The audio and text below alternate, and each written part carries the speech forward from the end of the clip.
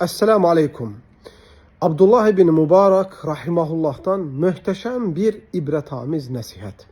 Bir nəfər gəlir deyir ki, ey imam, mənə bir nəsihət elə. Buyurur ki, i'rif qadra nəfsik. Özün həddini, hududunu bil. Elm əhlindən möhtəşəm bir söz var. Allah o qula rəhmət etsin ki, öz həddinin, hududunu, yəni ölçüsünü, çəkisini bilir. Harda necə davranasıdır, harda nə danışasıdır, oturuşunu, duruşunu bilir. Bugün bir çox məsələlərdə ixtilafın böyüməyinin, cəmiyyətdə fitnənin, fəsadın çoxalmağının, böyüməsinin səbəblərdən biri bir çoxlarının öz həddini, hududunu bilməməsidir. Özünün çəkisini bilməməsidir. Loruca desək, başı girməyən yerə bədənini soxmasıdır.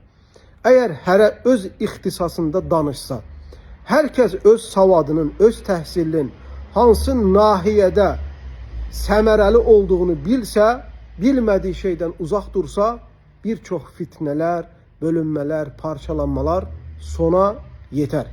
Allah Azze ve Celle öz həddini, hududunu bizi bilənlərdən eyləsin, hədsizlərin şərindən, fitnəsindən qorusun. Esselamu Aleyküm ve Rahmetullah.